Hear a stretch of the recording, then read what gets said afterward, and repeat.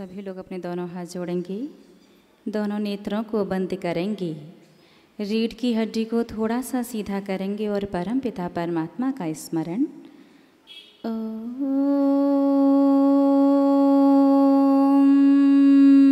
नमः सिद्धेभ्यः।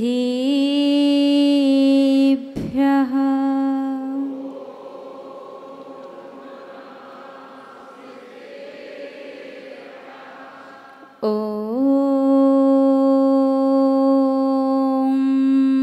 नमः सिद्धेभ्यः।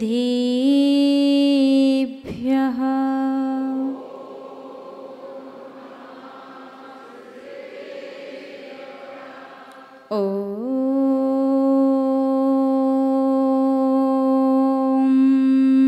नमः सिद्धेभ्यः।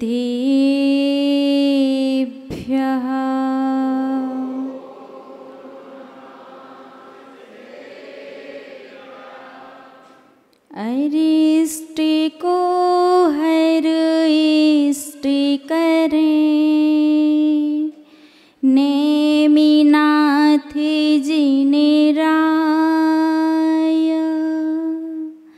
तुम पद में हम नित्य नमें,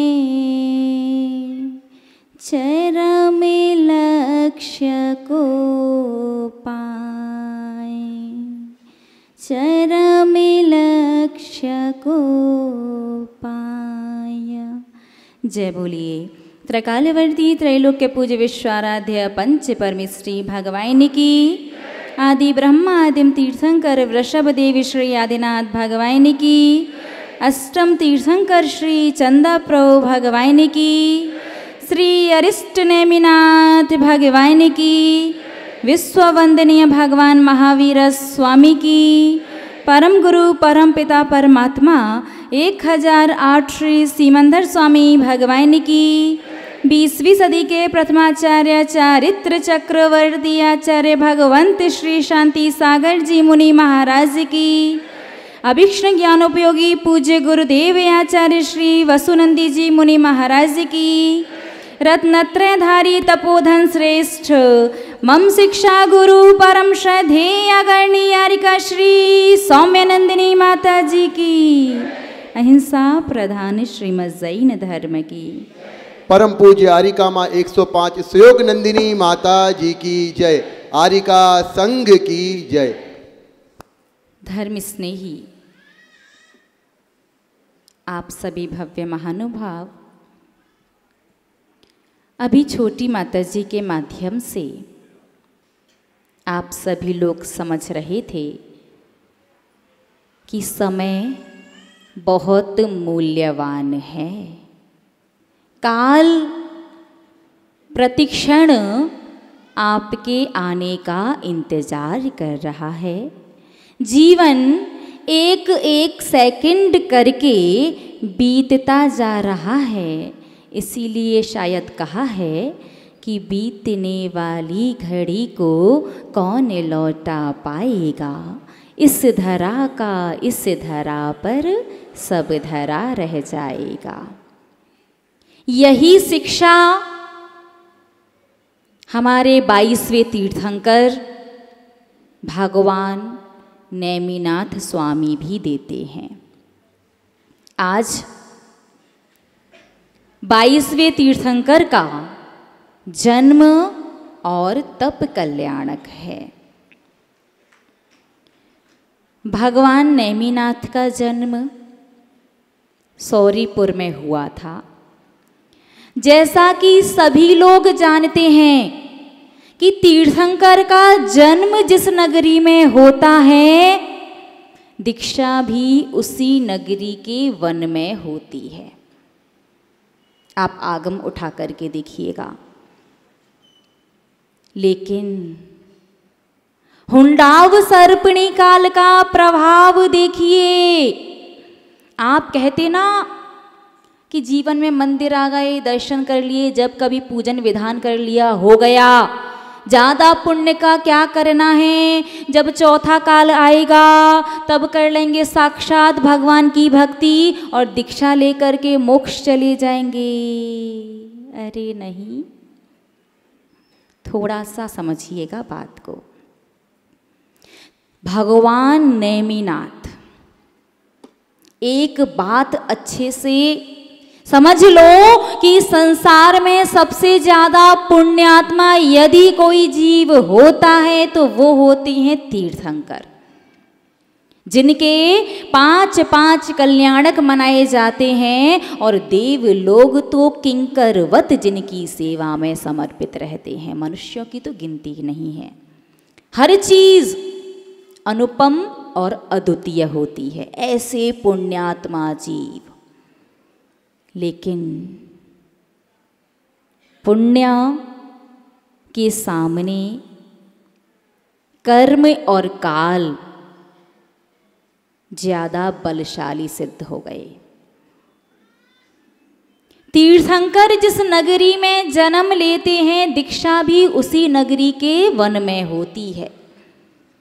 तीर्थंकर को कभी भी अपनी नगरी छोड़ करके जानी नहीं पड़ती, लेकिन हुंडाव सर्पणी काल का प्रभाव देखिए कि जिस नगरी में भगवान नेमिनाथ जैसे तीर्थंकर का जन्म हुआ, जहाँ पर नारायण श्री कृष्ण रहा करते थे, तीर्थंकर और नारायण के पुण्य से भी ज्यादा पुण्यशाली जीव निकल आया जरत कुमार। जरत कुमार की वजह से भाग्य की थेगा। किसकी वजह से सौरीपुर छोड़ करके जाना पड़ा था? जरत कुमार की वजह से। जरत कुमार की वजह से तो मृत्यु हुई थी श्री कृष्ण जी की। जरासंध। पुण्य तीर्थंकर से ज्यादा किसी का नहीं होता।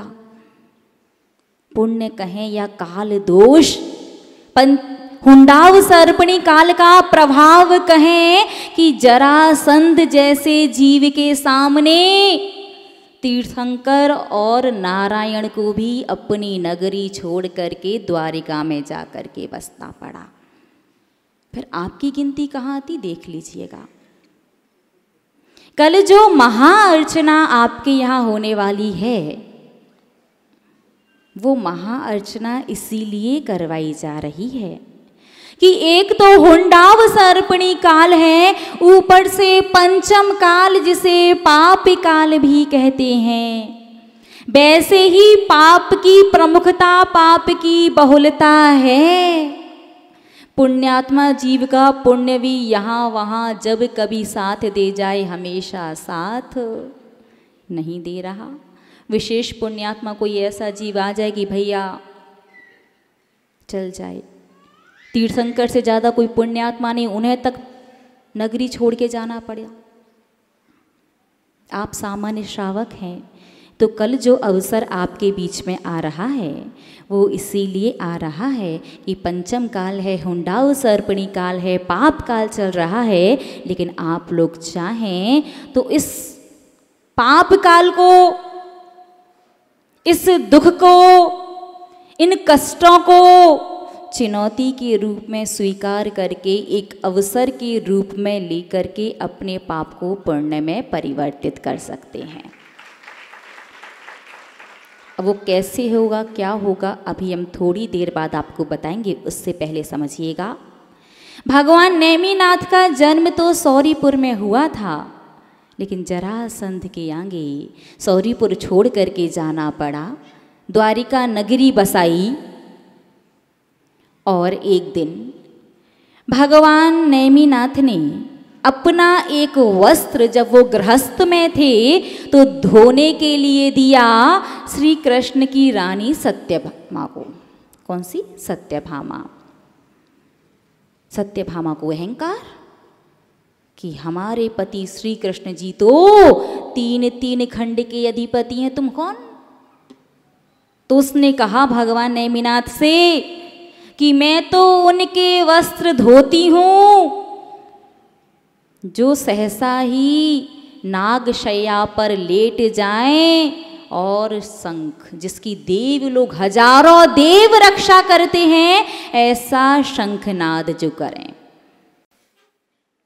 श्री कृष्ण जी तो श्री कृष्ण जी, भगवान नेमिनाथ तो नेमिनाथ, उनने इतना सुना, वो पहुंच गए आयुधशाला में। एक कदम में ही नागशया पर जाकर के लेट गए और श्री कृष्ण जी तो मुख से शंख फूका करते थे, भगवान नेमिनाथ से नाक के श्वास से शंख बजा दिया। श्री कृष्ण जी आश्चर्यचकित, कृष्ण के अलावा कोई जिस शंख को छू नहीं सकता किसने बजाया, देखने के लिए पहुंचे, देख करके दंग रह गए। जिस नागशया के पास तक पहुंचने की किसी की हिम्मत नहीं हुआ करती थी, नेमिनाथ जी आराम से लेटे थे। श्री कृष्ण जी ने सोचा कि ये सारी घटना हुई कैसे। पता लगाया तो पता चला कि सत्यभामा की बात का थोड़ा सा लग गया, तो उन्होंने जाकर के ये कर दिया। विवाह की तैयारियां की गईं। चलो भाई, एक कपड़ा धोने वाली ले आते हैं। देवों के पास कमी, तीर्थंकरों के पास कमी नहीं होती, लेकिन संसारी व्यक्ति की मानसिकता ना। अच्छा बताइए, यहाँ इतना सारा पुरुष वर्ग बैठा हुआ है, आप लोग विवाह करके लेकर के आते हैं जिन्हें, क्यों लेकर के आते हैं बताइए ना। घर संभालने के लिए, माता पिता की सेवा करने के लिए, चौका चूल्हा तैयार करने के लिए, कपड़े धोने के लिए, बच्चों को पालने के लिए। बोलिए ना। स्त्री वर्ग करें बिल्कुल सही। नहीं नहीं, ये तो हम पूछ रहे हैं, हम कह कुछ नहीं रहे, समझ जाओ अपना अपना। अरे ये सब तो उनके कर्तव्य हैं, वो निभाएंगी, लेकिन ध्यान रखो आप सभी लोग, कोई स्त्री, कोई बालिका, कोई युवती आपके लिए अपना पूरा 18, 20, 22 साल का परिवार, अपने माता पिता, अपने भाई बहन छोड़ करके आई है। किसके भरोसे? सिर्फ आपके भरोसे। आपके अलावा वो किसी को नहीं जानती अच्छे से। तो आपका कर्तव्य है कि आप उसे समय दें। ऐसे नहीं दुनिया भर की जितनी गुस्सा आकर के उन पर निकाल दी, क्योंकि तुम्हें तो लाए हम इसीलिए हैं। दिन भर तुम काम करती रहो और उसके बाद कहती तुम करती क्या हो, घर में तो बैठी रहती हो। अगर ऐसा लगता है ना, जिन्हें भी लगता हो उनकी श्रीमती जी कुछ नहीं करती, 24 घंटे सिर्फ घर में बैठी रहती हैं, वो 1 महीने घर संभाल के बता दो। 1 महीने आप घर में बैठ के बता दो,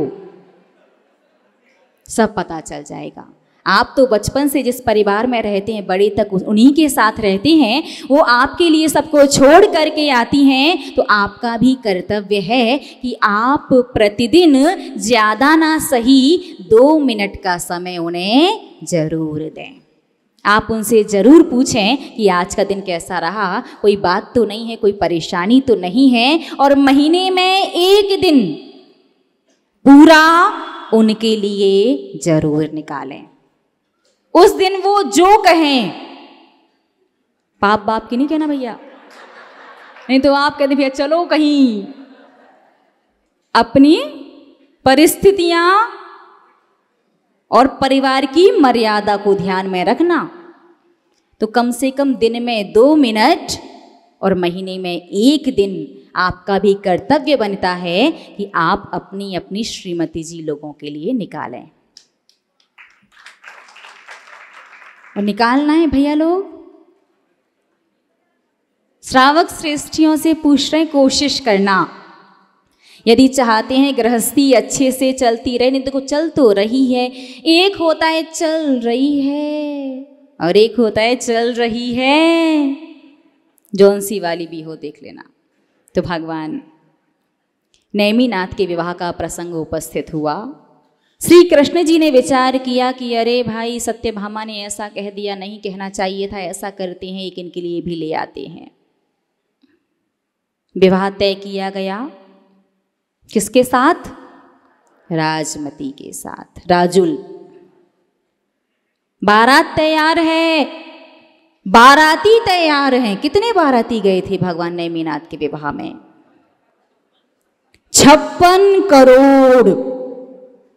इतनी बड़ी बारात, 56 करोड़ बाराती, सब लोग जा रहे हैं बढ़िया आराम से आनंद के साथ। आज तो नेमिनाथ की शादी है। जैसे ही जूनागढ़ में प्रवेश हो रहा था, मुख्य द्वार के एक ओर पशुओं की आवाज सुनाई देने लगी। एक ओर से पशुओं की करुण आवाज, जैसे वो कह रहे हों कि हम आपका ही इंतजार कर रहे हैं, जल्दी से आ जाओ। भगवान नेमिनाथ ने सुना। सुन करके उन्होंने पूरी बारात को वहीं रोक दिया। पूछा, इतने सारे पशु क्यों बंधे हुए हैं? तो लोगों ने बताया कि जो इतनी लंबी चौड़ी बारात आ रही है ना, उसमें कुछ कुछ लोग, कुछ कुछ बाराती मांस भक्षी भी हैं, तो उनके भोजन की व्यवस्था के लिए इन्हें बांधा गया है। भगवान नेमिनाथ ने पूछा कि अगर उन्हें वो चीज़ नहीं दी जाए तो नहीं चलेगा क्या काम? उन्होंने कहा नहीं, बाद में ये कहेंगे बारात में थी तो बहुत सारी चीज़ें, स्वागत सत्कार तो बहुत अच्छा हुआ था, लेकिन कह लेते ना कि इस चीज़ की कमी रह गई। तो कोई ये ना कह सके कि किसी चीज़ की कमी रह गई, इसलिए जो जैसा भोजन करता है उसके लिए वैसा प्रबंध किया गया है। भगवान नेमिनाथ ने विचार किया कि अगर मैं शादी ना करूं तो बारातियों का स्वागत करने की आवश्यकता नहीं पड़ेगी, और स्वागत नहीं करना पड़ेगा तो पशुओं की रक्षा हो जाएगी। तो पशुओं की रक्षा के लिए उन्होंने अपना विवाह कैंसिल कर दिया। जैसे ही विवाह कैंसिल किया, पशुओं को बंधन मुक्त किया, वैसे ही भगवान नेमिनाथ को जाति स्मरण हो गया कि ये मेरा पहला नहीं, इससे पहले भी अनेक भवों में सुख दुख के चक्र से होकर के मैं आया हूँ, और मुझे अब कुछ ऐसा करना है कि पुनः पुनः संसार में जन्म और मरण ना हो। और सीधे पहुँच गए, कहाँ पहुंचे? सहसावन में। गिरनार जी उसका नाम अभी पढ़ा नहीं था। सहसावन में पहुंच गए। वहां पर एक पर्वत था जिसका नाम था उज्जयंत गिरी। सहसावन में वृक्ष के नीचे दीक्षाली, वहीं केवल ज्ञान हो गया। और जो उज्जयंत गिरी थी, उस पर्वत से उन्होंने मोक्ष प्राप्त किया। तभी की बात है, उस उज्जयंत गिरी के बगल में निकट में जो नगर था, वहाँ एक मुनि महाराज आहार के लिए निकले। उनका पड़गाहन एक ब्राह्मणी के घर पर हुआ। पहले ब्राह्मण जो वर्ग था वो जैनों में ही आता था, अब अलग हो गया है। सबके अलग अलग धर्म हो गए हैं, अपनी अपनी मान्यताएं हो गई हैं। पहले सब जैन थे। क्षत्रिय, ब्राह्मण और वैश्य सभी लोग जैन धर्म का ही पालन करते थे। उस ब्राह्मणी के यहाँ दिगंबर मुनि महाराज के आहार हुए। उसके थोड़ी देर बाद उनके स्वामी जी, किनके? उस ब्राह्मणी के स्वामी जी कुछ अपने धर्म के, उनके ब्राह्मणों में जो होते हैं उनके धर्म गुरुओं को लेकर के आए। और जब उन्होंने देखा कि रसोई तो झूठी हो गई, किसी और ने पहले ही भोजन कर लिया है, तो उनके धर्म गुरु गुस्सा होकर के चले गए। और धर्म गुरु गुस्सा होकर के चले गए, इसलिए उन्होंने सारी गुस्सा किस पर निकाली? आप लोग जिसने किया होगा उसे अनुभव होगा। देख काली कमरे में बंद कर दिया। वो रोते रोते बेहोश हो गई। जब होश आया तो उसे याद आया कि अगर मैं यहाँ रहूँगी तो और पिटाई हो जाएगी। वो पीछे के गेट से निकल गई और ढूंढते ढूंढते पहुँची उन्हीं मुनि महाराज के पास। महाराज ने कहा, देखिए जंगल है, मैं भी अकेला साधु हूँ, आप भी अकेली हैं, ऐसा कीजिए अब थोड़ी सी दूर जाकर के बैठ जाइए। 2 छोटे छोटे से बच्चे उसने अपने साथ ले रखे थे। बच्चों को भूख लगी, देखिए आहार दान का फल। उसने सच्चे भावों से दिगंबर साधु का पड़गाहन करके नवदा भक्ति के साथ आहार दिया था। तो जिस वृक्ष के नीचे वो बैठी, उस वृक्ष पर बिना मौसम के आम के फल आ गए, क्योंकि बच्चों को भूख लगाई थी। इसलिए बच्चों ने आम खाए। उतने में उस ब्राह्मणी ने देखा कि सामने से उनके स्वामी जी आ रहे हैं और उसे लगा कि पकड़े गए तो फिर से होगी।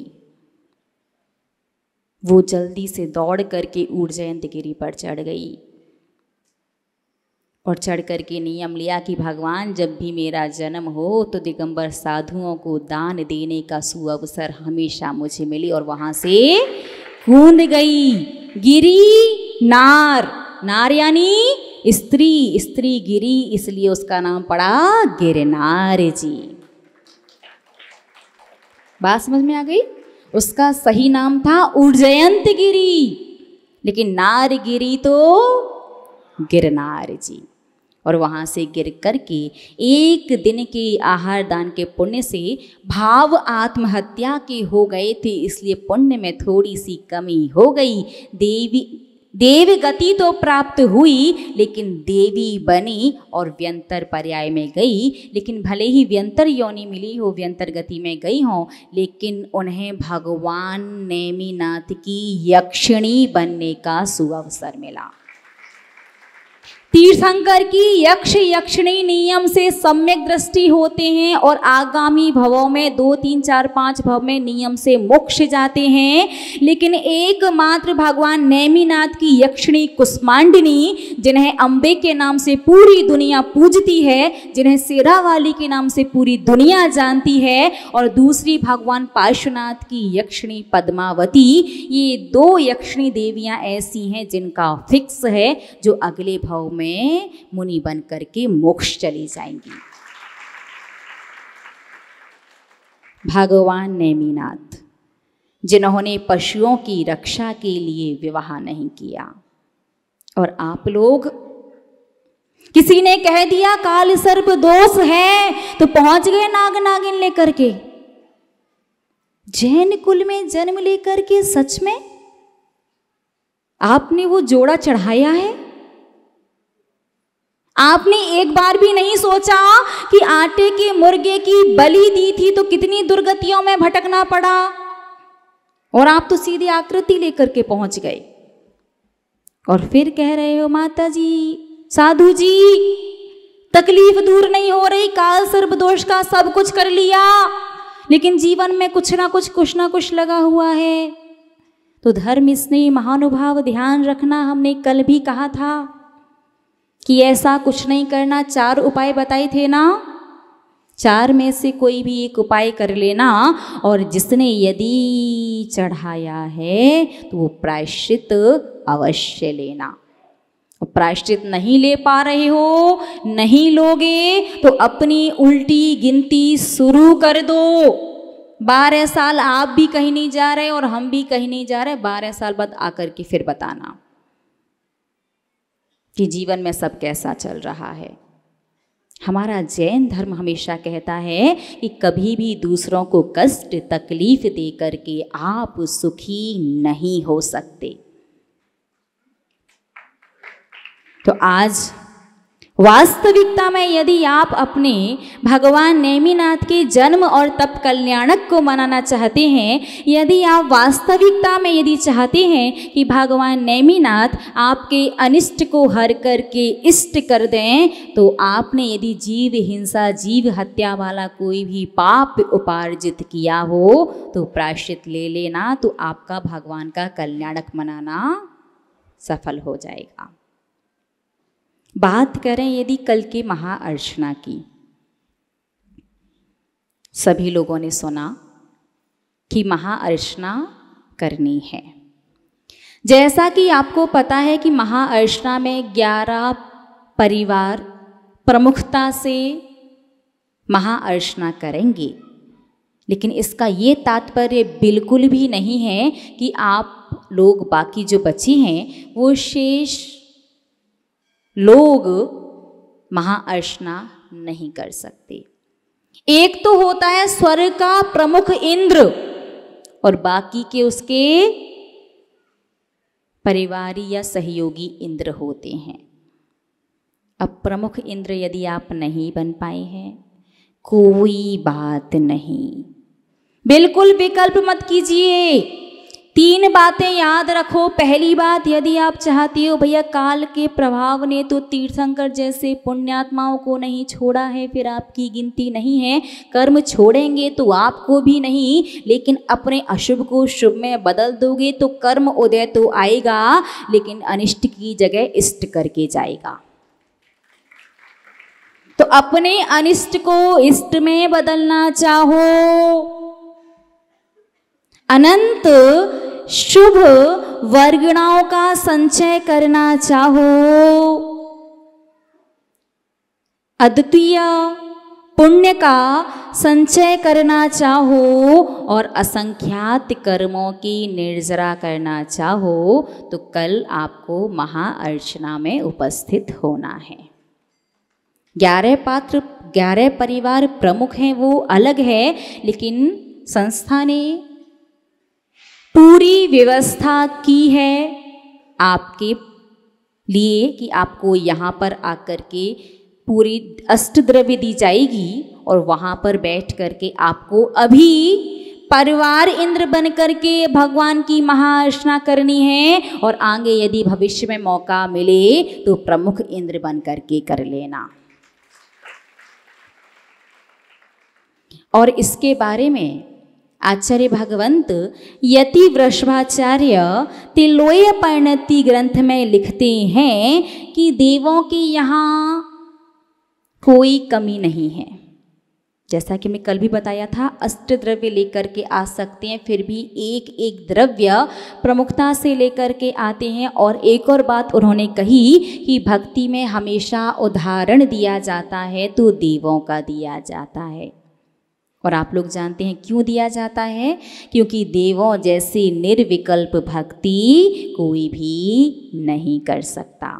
देव अपनी भक्ति के माध्यम से ही स्वयं को एक भवातारी बना लेते हैं। जब व्यंतर पर्याय में रहने वाले जीव भगवान नेमिनाथ और पार्श्वनाथ की जो यक्षिणी हैं, यक्षिणी तो 24 तीर्थंकर की 24 हैं, फिर 2 ही का फिक्स क्यों हुआ? क्योंकि इन दोनों ने इस पंचम काल में जितनी धर्म की प्रभावना करी है, जितनी धर्म प्रभावना में निमित्त बनी है, उतनी अन्य कोई यक्षिणी देवी नहीं बनी। अपने अपने तीर्थंकर के काल में सभी करती हैं, लेकिन पंचम काल में आप साउथ जाओ, दक्षिण भारत में तो बहुत ज़्यादा उनका प्रभाव है। जब भगवान बाहुबली की प्रतिमा बन करके तैयार हुई थी, तब भी कौन आया था? भगवान नेमिनाथ की यक्षिणी। और भी बहुत सारे दृष्टांत है, आज समय होने वाला है। लयबद्ध तरीके से ताली बजाते हुए अरहम का पाठ। आंख नहीं खोलनी है, आंख खोलोगे तो पूरी ऊर्जा बाहर चली जाएगी, फिर आपका एक ही लाभ नहीं हुआ।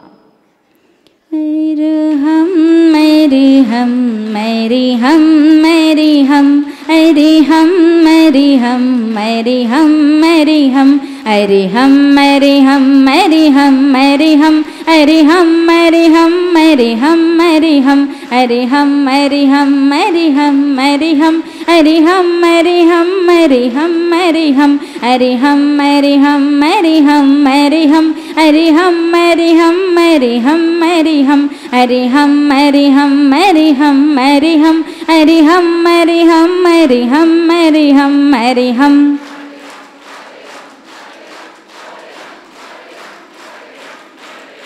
अरे हम मेरे हम मेरे हम मेरे हम